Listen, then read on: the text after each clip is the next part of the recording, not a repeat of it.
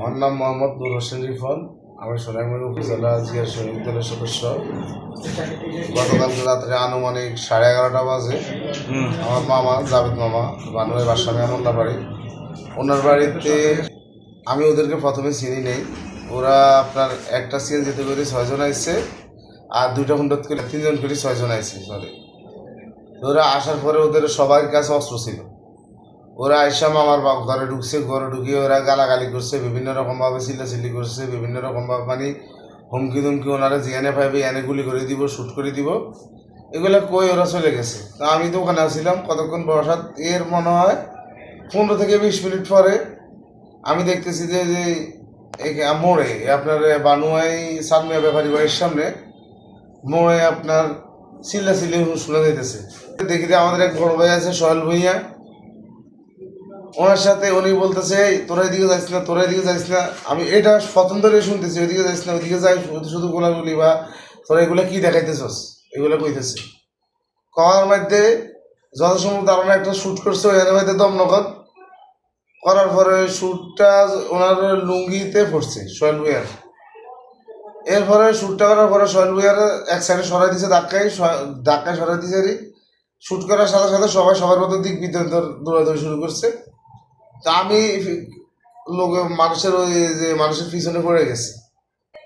আমার পিছন থেকে একটা শর্টগান দিয়ে একটা গুলি করছে, আমার ধারণা শর্টগান দিয়ে গুলি করছে, নাহলে এত দূরে আইতো না। শর্টগান দিয়ে গুলি করছে, শর্টগান দিয়ে গুলি করার পরে আমার পায়ে 2টা গুলি লাগছে। আমি মনে হয় 3 থেকে 4 দৌড়ে যেতে পারছি। এরপরে আমি এখানে সেন্সলেস হয়ে পড়ে গেছি।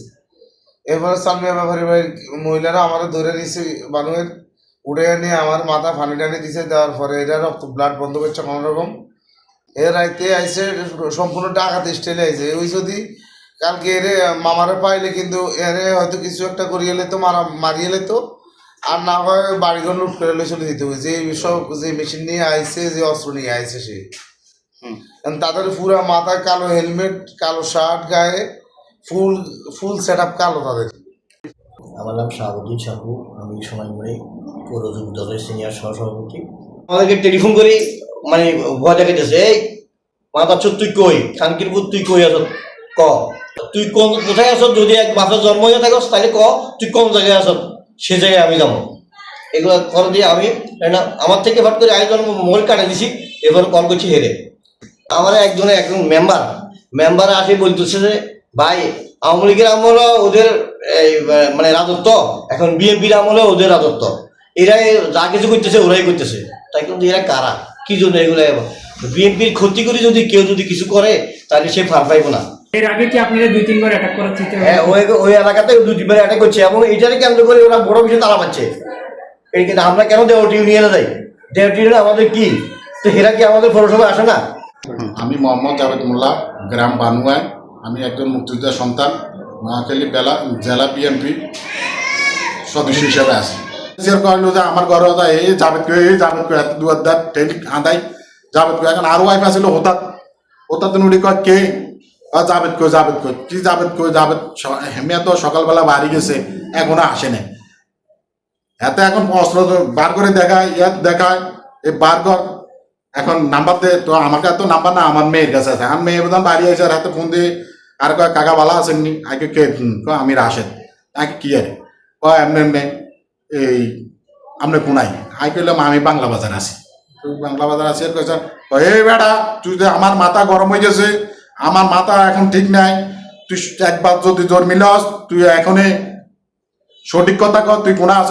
এগুলো ব্যাপারটা কি, তোর বিয়া লাগ মেয়ে আছে, নইলে এর ক্ষতি করে গেলাম, সঠিক কথা কর তুই যদি একবার জান।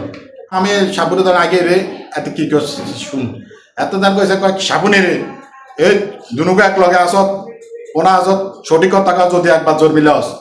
এখন আমি আগে হুনার আর কি আর এতটা চিনিও না, এটার লগে এনে সাবুর লগে কথা বাগদণ্ড ওইটাই হয়েছে, মাটির ইয়ে লই এত কথা এগার কইছে, আল্লাহ করি কোনো কিছু হয় না।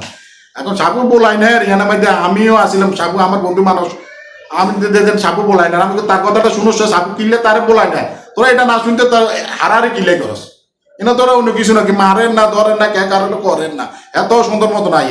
এর ভিত্তি দিয়ে চলে যায় আধা ঘন্টা পরে আমার ঘরে এই হামলাটা পিস্তল।